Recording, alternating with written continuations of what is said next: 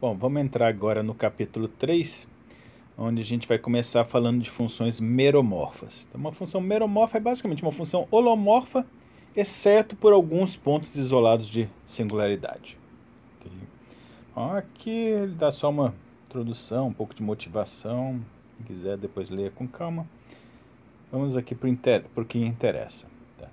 Então a gente vai estar interessado em singularidades de ponto, ou também chamadas singularidades isoladas. Tá? A singularidade isolada, ou singularidade de ponto, vai ser basicamente algum ponto onde a função não exista, okay? Ou simplesmente algum ponto onde ela não seja holomorfa, que é o que realmente vai interessar para a gente. Mas principalmente que naquele ponto ela, tipo esse ponto aqui, ela não existe ou então não é holomorfa nesse ponto. Mas se eu pegar alguma regiãozinha pequenininha em torno daquele ponto, não tem nenhum outro ponto problemático. Então pelo menos numa regiãozinha ali perto, ele é o único ponto problemático. Tá? Então aqui eu desenhei aqui uma região com vários pontos aqui. Cada um desses pontos aqui são pontos problemáticos, pontos onde a função não é holomorfa, não existe, tal. Então vocês podem ver que isso aqui é uma singularidade isolada, isso aqui é isolada, isso aqui é isolada. Cada uma dessas é isolada porque eu consigo pegar um discozinho em torno dela, no qual ela seja a única singularidade. Okay? O que é uma singularidade não isolada? Tipo essa aqui. Essa aqui que eu tenho uma sequência de pontos de singularidade convergindo para ele, então qualquer bolinha, por menor que seja em torno dele, vai pegar outros pontos dessa sequência aí de pontos problemáticos. Ou então pontos tipo aqui, onde eu tenho um corte de ramo. Tá? Corte de ramo é tipo aquelas singularidades que a gente viu nas funções raiz quadrada, tal, que tem, por exemplo, todo o eixo x negativo, onde a função tem uma descontinuidade. Então, às vezes acontece isso. Você tem toda uma linha ou uma região de pontos problemáticos, aí esses aí não são isolados. Okay? A gente vai estar interessado basicamente nesse tipo aqui, nas que sejam isoladas. Bom, as singularidades isoladas vão ser basicamente de três tipos. Pode ser singularidade removível, polo ou essencial. Okay? Vou fazer uma comparação bem rudimentar com o cálculo real, só para vocês terem uma ideia do que esperar. Uma função vai ter uma singularidade removível, basicamente a ideia é, como no cálculo real, uma singularidade, também chamada de removível, singularidade de buraco. Você tem um ponto onde a função não existe, que não está definido, então está definida, mas tem um ponto para fora, assim, fora da linha. E basicamente você pode consertar a função, você pode redefinir ela nesse ponto de modo que ela fique contínua. Okay? Então, o caso clássico é a função seno de x sobre x. No x igual a zero ela não existe, porque daria um zero no denominador, mas o limite dessa função quando x vai para zero existe, é 1. Ou seja, essa função, se você olhar o gráfico dela, ela vai ter uma curva lá que em cima do zero, x igual a zero, ela vai ter um buraco na altura do 1. Se você redefinir ela nesse ponto como sendo 1, então vira uma função contínua. Okay? No caso aqui, no caso complexo, a gente vai querer que, redefinindo a função no ponto, ela seja não apenas contínua, mas holomorfa. Okay? Então a gente vai ser um pouco mais exigente. A singularidade do tipo polo é tipo 1 sobre x, 1 sobre x quadrado. Pontos onde a função vai para infinito. Okay? Então se eu jogasse limite dessa função aqui quando x... Bom, nesse caso aqui, na verdade, pelo lado esquerdo iria para menos infinito, né? Mas não importa, essa é a ideia. Pego 1 sobre x quadrado, por exemplo, para ficar tudo indo para infinito. Então, mas o que importa é, a função naquele ponto, o valor dela tende a infinito, ou menos infinito, tanto faz, no caso real. Okay? E por último, singularidade essencial vai ser basicamente um ponto problemático que não seja nem removível nem polo. Ou seja, nem dá para tapar e nem ela simplesmente vai para infinito. Okay? Então, alguns exemplos são, por exemplo, função seno de 1 sobre x. Seno de 1 sobre x, se você olhar o gráfico dela, à medida que x tende a zero, o 1 sobre x tende a variar cada vez mais rápido. Então, seno disso aí vai começar oscilando mais devagar, depois vai começando a oscilar mais rápido, e perto do zero, em cima do x igual a zero, fica oscilando feito louco. Então, aqui no zero mesmo não existe, porque daria um zero no denominador ali dentro do seno. E à medida que você se aproxima de zero, a função nem converge para alguma coisa e nem vai para infinito. Ela simplesmente fica oscilando feito doida. Okay? Então não é nem removível nem polo, então é um tipo de singularidade essencial.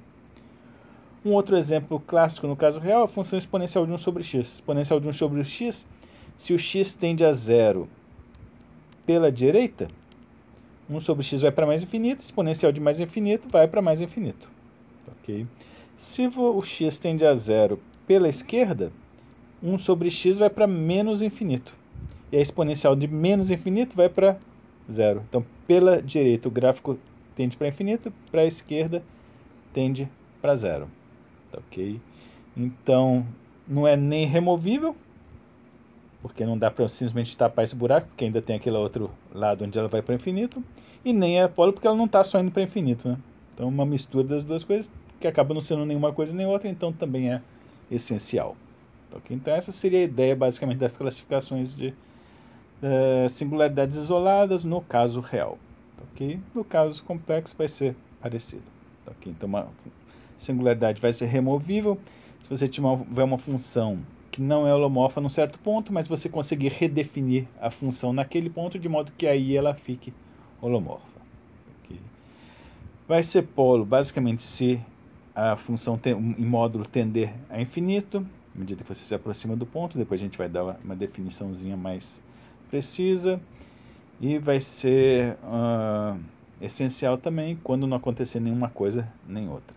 Okay? Então, nem o limite existe e é finito, e nem o limite existe e é infinito. Então, o limite não existe, ou tem alguma coisa esquisita acontecendo. Aqui ele dá um exemplo da função exponencial de 1 sobre z, que em cima do eixo x acontece como aquilo ali, né? Por um lado vai para infinito, por outro lado vai para zero. No plano complexo é até pior, porque você pode se aproximar da origem vindo pelo eixo imaginário. Okay? Pelo eixo imaginário, então z vai ser imaginário puro, 1 sobre z também vai ser imaginário puro. Exponencial de um imaginário puro vai dar um ponto no contradomínio, vai dar um ponto no círculo unitário. Okay? Então, à medida que você se aproxima de zero pelo eixo y, você vai estar gerando aqui em torno do círculo unitário. Okay? Então, por cada lado que você se aproxima do zero nessa função aqui, o comportamento da função é completamente diferente. Então, no limite não vai existir, que é o que caracteriza uma singularidade essencial. Okay? Bom, a gente vai estar interessado principalmente nos polos. Okay? As removíveis não são interessantes porque vocês podem simplesmente remover ela e fica holomorfa. Então, não tem nada muito interessante. Essencial, a gente não vai ter interesse. A gente até vai falar um pouquinho delas depois, mas a gente não vai estar tão focado nelas, basicamente porque elas são bagunçadas demais. Então, você não consegue tirar muita informação útil delas. Okay? Então, informações sobre funções que têm singularidades essenciais são bem difíceis de você entender elas. Então, a gente vai estar interessado principalmente nos polos. Bom, como as singularidades em geral acontecem quando você tem alguma coisa que dá zero no denominador, então o primeiro passo para entender as singularidades vai ser entender direito os zeros de funções. Okay? Então, a gente vai dizer que um certo ponto z0 é um zero de uma função holomorfa se a função calculada naquele ponto for zero. Okay?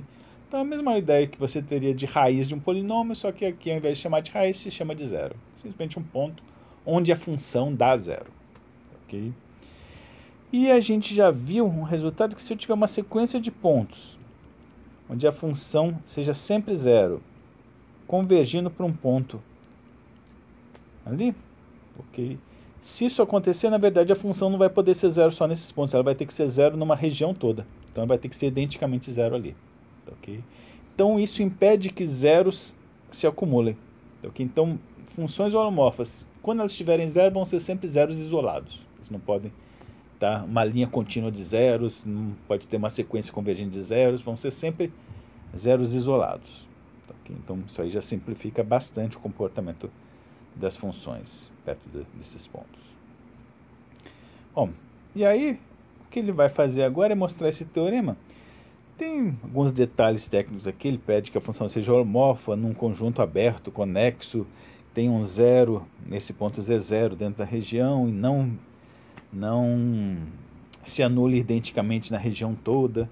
Isso aí é basicamente firulas para ele estar dizendo no fundo que ele quer que tenha um zero isolado. Okay? Basicamente, porque ele quer que a função não se anule identicamente, justamente para ter o zero isolado. Porque, como eu falei, se tivesse uma sequência de zeros convergente, que se acumulasse num ponto, então a função seria identicamente nula numa região. Como ele está dizendo que não seja identicamente nulo, no fundo o que ele quer dizer que ele quer um zero isolado. Ok? Então, não esquentem muito com essa parte técnica. Basicamente, o teorema vai se aplicar toda vez que você tiver um zero isolado. E aí, o que ele prova é que está aqui minha região ômega, onde a função é holomorfa. Nesse ponto Z0, a função dá zero. Ok? E o que ele vai mostrar é que tem uma regiãozinha U em torno daquele ponto. Ok? No qual, nessa região, você pode escrever a sua função como z menos z0, ou seja, z menos aquele ponto, elevado a alguma potência n, vezes uma função g, ok? Tal que a função g naquela região seja holomorfa e nunca se anule. Ok? Então, a função g nessa regiãozinha U não vai se anular, em particular no Z0 ela não vai se anular. Ok? Aliás, aqui eu botei um AN, esquece esse AN aqui. Basicamente, só quero dizer que a função g naquele ponto Z0 não vai ser zero.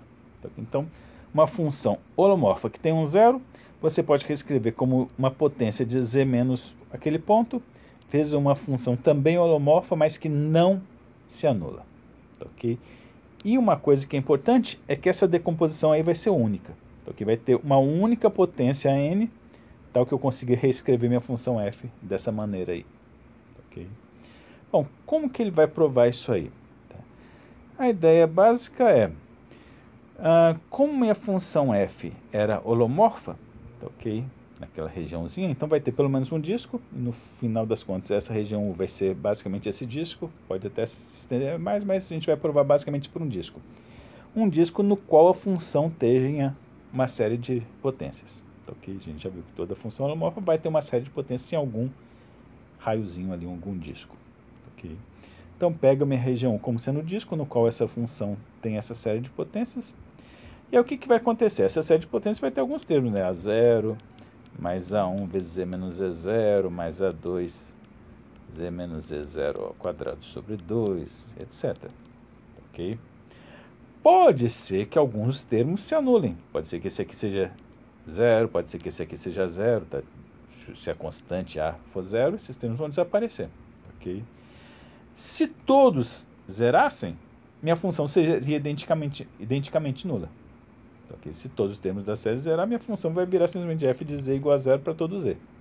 Como ele está assumindo que a função não é identicamente nula, então isso não vai acontecer. Okay? Então o que vai acontecer? Pode ser que os primeiros termos da série se anulem, mas vai ter algum ponto onde não vai zerar. Okay? E a gente vai pegar esse n aqui como sendo justamente a primeira potência da série que não se anula identicamente. Okay? Então, digamos que essa série aqui começasse na potência... na potência 3. Okay? Então, o A0, A1 e A2 seriam 0. Então, o n vai ser 3. Então, okay? O n vai ser então, a primeira potência no qual a série dessa função não se anular. Bom, e aí o que vai acontecer? Se a série começa, no meu exemplo aqui, no 3, os outros termos aqui vou ter z menos z0 a quarta, a quinta. Então todas as potências vão ser maiores do que 3. Então dá para fatorar z menos z0 ao cubo, né? Então é isso que a gente vai fazer. A gente vai pegar a função, ok? Pega a série dela, fatora o z menos z0 elevado àquela primeira potência. E aí o que vai sobrar vai ser o resto da série, né? O que tiver sobrado. Só que o que sobrou aqui vai ser uma nova série de potências. Se é uma nova série de potências, ela vai definir uma nova função que é holomorfa, né? A gente já viu que toda série de potências define uma função holomorfa. Ok? E além disso, essa nova função aqui, no Z0 ela não vai ser nula, porque se eu pegar Z igual a Z0, jogar aqui, esses termos da série vão se cancelar. O único que vai sobrar é o AN. E eu estava supondo justamente que o AN não era zero, né? Porque era o primeiro termo não nulo. Então, G de Z0 vai ser AN e o AN era diferente de zero. Okay? Então, essa função G é holomorfa e no ponto de Z0 ela não vai se anular. Okay? Por construção. Então, pronto, consegui. reescrevi minha função f de z como z menos e0 elevado a 1n, vezes uma função holomorfa e que não se anula naquele ponto, e como é holomorfa, também não vai poder se anular numa regiãozinha em torno do ponto, porque vai ser contínua. Ok? E aí depois ele só faz uma suposição aqui só para mostrar a questão da unicidade. Okay? Então, por esse método, a gente conseguiu essa decomposição. Ele está supondo agora que, digamos que exista alguma outra decomposição com as mesmas propriedades, só que com uma outra potência m diferente e alguma outra função h. Okay? E aí ele vai mostrar que isso não pode acontecer, que na verdade esse m vai ter que ser igual a n e que o h vai ter que ser igual ao g. Okay? Isso é bem simplesinho, vou deixar para vocês lerem com calma. Okay? Mas o importante é isso aqui. Essa é a ideia de que se você tem uma função holomorfa que se anula, você pode pegar a série de potências dela, põe em evidência a primeira potência não nula, e aí o que vai sobrar vai ser uma função holomorfa lá. Então você pode reescrever sua função como z menos e0 elevado a 1n vezes g de z. E o fato desse n ser único significa que ele traduz alguma propriedade especial dessa função naquele ponto. E a gente vai dar um nome para esse n, que vai ser multiplicidade. Okay? Ou então ordem do zero. Então dizer que é um zero de ordem 3 ou um zero de multiplicidade 3 significa basicamente que nessa decomposição aqui o n é 3. Ou seja, na série de potências o primeiro termo não nulo era a potência 3. Ok? Então é exatamente a mesma ideia de multiplicidade de raiz de polinômio. Okay? Só que agora vale para uma função qualquer. Okay? Polinômio também, se eu tenho um polinômio com uma raiz, um zero de multiplicidade 3, significa que eu consigo decompor esse polinômio com z menos e0 ao cubo vezes algum outro polinômio. Né? Aqui é a mesma coisa, só que vai ser z menos e0 ao cubo vezes uma outra função que não precisa ser polinômio, mas vai ser uma função holomorfa também. Okay? E aí a importância disso é que perto do z0, g de z0 vai ser aproximadamente constante, porque ali perto a função é holomorfa, é contínua, o g de z0 não é zero, então isso aqui vai ser praticamente uma constante não nula. Vai ter valores próximos de uma constante não nula, então essa função vai ser praticamente uma constante vezes z menos e0 elevado a n. Então vai se comportar bem parecida com uma simplesmente potência z ao quadrado, z ao cubo, que a gente já viu o comportamento disso aí naqueles gráficos de cores, né, das funções. Função z quadrado, cada cor se repetia 2 vezes em torno dela. Função z ao cubo, cada cor se repetia 3 vezes quando se dava uma volta em torno do zero. Para zeros de funções a gente já viu também que acontece uma coisa parecida, que toda vez que eu tenho um zero simples, de multiplicidade de 1, as cores em torno dele rodam uma vez. Em torno de um zero de multiplicidade de 2, as cores aparecem 2 vezes. E a razão é isso aqui, porque a função perto do ponto se comporta simplesmente como função z quadrado, simplesmente como uma função z ao cubo, etc. Okay? Por causa desse resultadozinho aqui. Tá, então isso aí é uma maneira de classificar os zeros, achar a ordem do zero. A gente vai usar isso aí agora para classificar a ordem dos polos. Okay? Bom, a gente vai estar trabalhando no que ele chama de uma vizinhança deletada, nome horrível, tá? Ele está basicamente dizendo uma vizinhança com um ponto deletado, se tirado um ponto. Em português a gente usa um termo mais significativo, tá? Talvez menos elegante, mas mais significativo, que é um disco furado. Tá? Então o disco furado vai ser basicamente um disco com um furo lá no centro. O centro dele você removeu. Tá? Okay? Então o disco furado vai ser isso aí. Um disco menos o centro dele. Ou seja, alguma coisa descrita por uma inequação assim. Módulo de z menos z0 menor do que r para estar dentro do disco e maior que zero para excluir o próprio z0. Okay? Bom, e aí, como eu tinha falado antes, uma função vai ter um polo, um ponto z0, se ela for para infinito. Okay? Uma outra maneira de dizer isso, que é o que ele está usando aqui, mas ele também faz de uma maneira meio esquisita aqui. Mas no fundo, o que ele está querendo dizer é que a função vai ter um polo em z0, ou seja, uma descontinuidade do tipo polo naquela de singularidade isolada z0. Basicamente, vou dar uma definição equivalente à que ele deu ali, só que mais simples. Se você conseguir reescrever minha função fzinho como o inverso de uma outra função fzão, porque eu estou usando fzão, mas não tem nada a ver com primitiva, é simplesmente uma outra função. Okay? Poderia ter chamado de g. Basicamente ele quer que em torno daquele ponto você pode reescrever sua funçãozinha, fzinho, como 1 sobre uma outra função, sendo que essa outra função seja holomorfa naquela região toda em torno do z0 e se anule no próprio z0. Ok? Então, sua função fzinho era holomorfa aqui, mas não no próprio z0. Ok?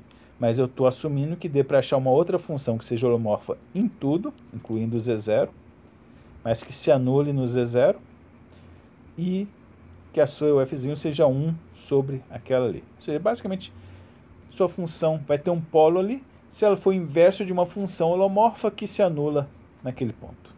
Ok? E a ideia é que, se isso aqui tende a 0, então isso aqui vai tender a 1 sobre 0, vai para infinito. Ok? De novo, ele usa uma definiçãozinha equivalente, mas eu achei mais confusa. Okay? Então pensem assim, que é mais simples. Okay? Bom, e aí o que ele vai provar agora?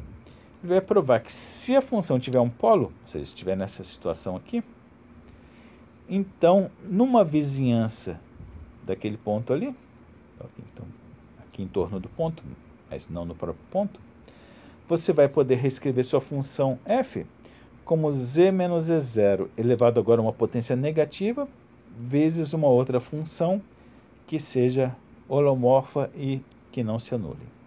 Ok? Então, uma coisa bem parecida com aqui no zero, na situação do zero. Reescrevi a minha função como uma potência de z menos z0, só que aqui era uma potência positiva, vezes uma função holomorfa e não nula. Aqui no polo, eu tenho um resultado parecido, só que agora vai ser uma potência negativa, vezes uma função holomorfa não nula. Ok? Bom, a prova disso aí vai ser bem simples. Como na minha maneira aqui de fazer, eu assumi que essa outra função é fzão, se tem um zero ali, então uso o resultado anterior para a função fzão. Então a função fzão vai ser escrita como z menos z0 elevado a 1n positivo vezes uma função g. Ok?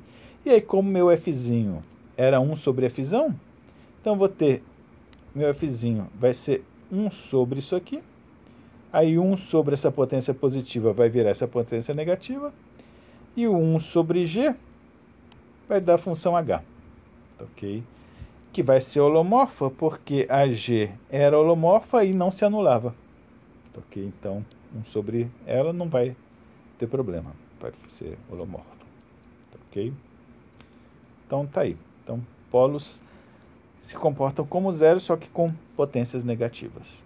Okay? Então, perto do ponto, de novo, isso aqui vai ter um valor aproximadamente constante. Então, perto do polo, a função vai se comportar como 1 sobre z, 1 sobre z quadrado, 1 sobre z ao cubo, etc. Okay? Bom, e aí, de novo, a gente vai classificar o polo, falar na ordem dele ou na multiplicidade dele, de acordo com esse n aqui. Okay? Então, se tiver um z menos z0 elevado a menos 3, então quer dizer que é um polo de ordem 3. Então, vai ser a mesma multiplicidade ou ordem do polo do zero da função que estava lá embaixo. Então, se o fzão, a função fzão, tem um zero de ordem 3, o fzinho vai ter um polo de ordem 3. Okay? E, de novo, se for um polo de ordem 1, a gente chama de polo simples, polo de ordem 2, polo duplo, etc. Mesmo, de novo, parecido com o que a gente fazia com zeros ou raízes. Bom, e agora ele vai mostrar o seguinte, que se eu tiver uma função que tem um polo de ordem n, em z0, eu vou poder sempre escrevê-la dessa forma aqui, como uma soma de potências negativas, aqui potência 1, depois teria uma potência 2, até potência n, que é a mesma, o n lá da ordem do polo, ok? Mais uma função holomorfa. Ok? Então, se uma função tiver um polo de ordem, ela vai ser basicamente uma função holomorfa mais somas de termos de potências negativas até, no máximo, potência negativa n. Ok, essa é a ideia. Bom, como que eu provo isso? É uma consequência imediata disso aqui. Ok?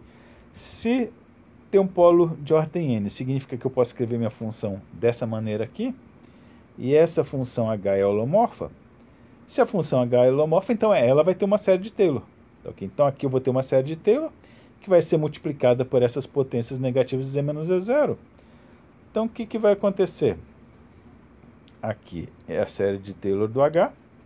Okay? Eu vou multiplicar por essa potência negativa de z menos z0. Então o que vai acontecer? Eu vou ficar com esse A0 sobre isso aqui, mais isso aqui sobre aquilo lá, vai dar uma potência n menos 1. Então vai dar uma série com alguns termos de potências negativas, e aqui ele só mudou o nome das constantes. As constantes que eram azão 0, ele chamou de A menos n, o azão 1 ele chamou de A menos n mais 1, só mudou o nome para ficar nesse formato dali. Ok? Que é o formato do que a gente chama de uma série de Laurent. Série de Laurent seria, se eu continuasse aqui escrevendo a série de Taylor dessa função g, seria isso aqui, né? 2z menos z0 quadrado, etc. Ok? Então, a série de Laurent é basicamente uma série de Taylor mais potências negativas. Okay? Então, uma série que pode ter tanto potências positivas quanto potências negativas. Okay? No caso aqui, tem uma potência negativa que é a primeira de todas, no caso aqui n, se é um polo de ordem n. Uma série de Laurent mais geral poderia ter infinitas potências negativas, okay? Mas aí não seria polo. Polo é quando tem uma primeira potência negativa, que é a mais negativa de todas. Okay? Então tá aí. Então basicamente toda função que tiver um polo de ordem n vai poder ser escrito como uma série de Laurent, começando na potência n negativa. Okay? Ou outra maneira de dizer que vai ter algumas potências negativas e depois o que sobra vão ser a série das potências positivas, que é uma série de uma função holomorfa. Bom, isso aí vai ser importante pelo seguinte. Essa parte aqui das potências negativas, em geral, é chamada de parte principal. Ok? E, principalmente de todas as potências negativas, a mais importante de todas vai ser essa aqui, a da potência menos 1. Ok? Alguma constante sobre z menos z0. Essa parte é tão importante que esse coeficiente aqui, a constante que está multiplicando 1 sobre z menos z0, tem um nome especial que é resíduo. Okay? E até uma notação especial. Essa constante aí, o a menos 1, a gente vai chamar de resíduo de f em z0. Escreve assim, res f, um z0 lá embaixo. Okay? A importância disso aí é que se eu estiver calculando a integral dessa função, okay? Tá aqui o z0, pego uma curva aqui em volta. Okay? Digamos que eu faça a integral de f ao longo dessa curva aí. Okay? Bom, a gente já viu que a integral desses termos aqui, tá?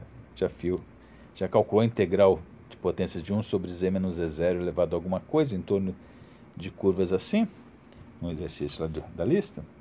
Essas funções aqui, todas têm primitivas que são holomorfas nessa região aí. Okay? Então a integral nessa curva fechada vai ser a primitiva no ponto final, menos inicial, que vai cancelar. Então a integral desses termos aqui vai para zero, isso aqui vai para zero. Essa aqui é uma função holomorfa, integral de função holomorfa em caminho fechado também vai para zero. E a único termo cuja integral não se anula é justamente esse aqui. Okay? Porque função 1 sobre z menos z0 não tem primitiva nessa região aí. A primitiva disso aí seria log, que o log não vai ter problema do ramo. Vai ter uma quebra que não vai deixar a integral se anular. Ok? Então esse é o único termo que, quando eu calcular a integral, não vai se anular. E a gente já calculou também que a integral de 1 sobre z menos z0 é 2π. Ok? Se ao invés de 1 eu tiver alguma constante aqui, que seria o a menos 1, então vai ficar 2π vezes aquela constante, okay? Que é justamente o resíduo.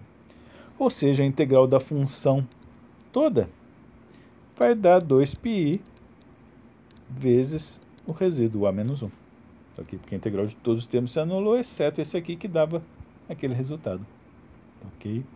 Então, simplesmente sabendo calcular esse resíduo aí, essa constante que multiplica a potência z menos z0, eu consigo facilmente calcular integrais dessa função aí em torno de curvas. Ok? Então, isso aí vai dar uma maneira da gente estender aqueles truques que a gente fazia com a fórmula integral de Cauchy. Ok? A fórmula integral de Cauchy te permitia calcular uma integral de uma função complicada, simplesmente calculando a função ou derivadas dela num certo ponto. Ok? Mas só funcionava se a sua função fosse alguma coisa assim, um numerador holomorfo dividido por um z menos z0 elevado a alguma potência. Ok? Só funcionava se fosse uma coisa assim. Com o resíduo a gente vai conseguir generalizar o mesmo truque para funções que não sejam desse formato aqui. Ok? Mas que no fundo, se eu escrevesse a série, acabaria ficando daquele jeito. Joia? Então essa vai ser a importância disso aí. Calculando resíduo, eu consigo calcular integrais tão facilmente quanto eu fazia com a fórmula integral de Cauchy, só que agora vai funcionar para mais funções. Bom, só que aí tem o problema de como calcular esse resíduo. Okay? Uma maneira é se você realmente conseguir fazer essa expansão aqui da série, né? Okay? Então você teria que pegar primeiro sua função, conseguir reescrever ela desse formato aqui, aí depois pegar essa função h, escrever a série de potências dela, aí depois multiplicar por isso aqui, e aí olhar qual termo, qual constante que está com z menos z0. Isso seria muito trabalhoso. A gente não vai precisar fazer isso. Tem maneiras mais práticas de calcular o resíduo, que é o seguinte. Primeiro, no caso de um polo simples. Okay? Então, polo de ordem 1. Polo de ordem 1 significa o quê? Que a primeira potência negativa é justamente a potência menos 1. Ok? Então, sua função vai ser basicamente esse termo aqui, que eu estou interessado, mais uma função holomorfa. Então, polo simples vai ser basicamente isso aqui, onde não tem nada disso aqui, começa só daqui para lá. Ok? Nesse caso, o que vai acontecer? Minha função é assim, mas talvez não esteja nessa forma. Talvez esteja descrito de alguma outra forma mais complicada, tirou MMC ou qualquer coisa, mas ela poderia ser reescrita assim. Ok? Se ela poderia ser reescrita assim e eu quero achar esse A-1, o que eu posso fazer? Posso pegar minha função toda, que é isso aqui tudo, certo? Multiplica por z menos z0. Quando multiplicar por z menos z0, esse denominador aqui ia sumir e aqui ia ficar z menos z0. E aí toma um limite quando z for para z0. Quando z for para z0, esse termo aqui vai para zero, certo? Porque isso aqui é holomorfo, então é contínuo, isso aqui está indo para zero, então a coisa toda vai para zero. E o limite, então, quem vai sobrar vai ser o A-1, que é justamente o resíduo. Ok? Então, para polo simples, uma maneira bem fácil de calcular resíduo é por essa fórmula aqui. Pega a função, multiplica por z menos z0, depois toma o limite. O resultado que der vai ser o seu A-1, o seu resíduo que você está procurando, que é o que vai servir para calcular a integral. Mas essa fórmula só vale para polo simples. Se você tiver um polo de ordem n, ok? Você também tem uma fórmula, mas ela fica mais complicada. Ok? Mas a ideia é simples. Tá? Polo de ordem n significa que você poderia reescrever sua função nesse formato aqui. Aí ele vai pegar isso aí e multiplicar por z menos z0 elevado a n. Então, quando multiplicar a função toda por z menos z0 elevado a n, nesse primeiro termo o denominador vai desaparecer. Nessa segunda aqui, isso aqui vai sumir, aí vai aparecer um z menos z0 em cima, depois um z menos z0 ao quadrado. No final você fica com isso aqui, né? Ops. Isso aqui tudo. Certo? Função vezes z menos z0 elevado a n. Multiplica lá em cima, como eu estava fazendo. Você vai ver que o primeiro termo vai dar isso, depois isso, e aí depois, por último, aquilo ali. Ok? Bom, só que aí onde está o A-1 que eu estava procurando? Ele está lá no meio da coisa. Só que não está tão evidente quanto nesse caso aqui. Só que aqui estava bem ali era só multiplicar por z menos z0, eu já conseguia meio que isolar ele, né? Aqui não, aqui ele ficou lá no meio da expressão. Então, qual que vai ser o truque? Depois de ter multiplicado por z menos z0 elevado a n, ou seja, depois de ter chegado nesse formato aqui, a gente vai pegar e derivar essa expressão n menos uma vezes. Ok? Ops. Peraí que deu uma travada aqui. A gente vai derivar n menos uma vezes. Por quê? Porque esse termo aqui é constante. Quando eu derivar a primeira vez, ele já vai desaparecer. Esse aqui não é constante, mas se eu derivar duas vezes, como aqui é potência 1, se eu derivar duas vezes, aí vai derivar a primeira vez vira constante, a segunda dá zero também. Ok? E todos os outros termos vai acontecer a mesma coisa. Se você derivar um número suficientemente grande de vezes, eles vão todos sumir. Esse aqui, se eu derivar n menos uma vezes, certo? A potência aqui é a mesma número de derivações. Então, eu não vou estar derivando número de vezes suficiente para zerar. Ok? Mas o que vai acontecer? Cada derivação vai descer um n menos 1, n menos 2, né? Então, vou ter um n menos 1 fatorial, que eu vou depois dividir para sumir com n. E aí vai sobrar o a menos 1. Ok? Então, o a menos 1, no final das contas, você consegue calcular fazendo tudo isso aqui. Pega a função, multiplica por z menos z0 elevado a n, deriva n menos uma vezes, que vai dar um certo trabalho, divide por n menos 1 fatorial. Okay? E depois toma o limite quando z vai para z0, para justamente matar o resto aqui dos outros termos. Né? Okay? Então, essa é a ideia. Então, a gente já tem agora fórmulas para calcular resíduos.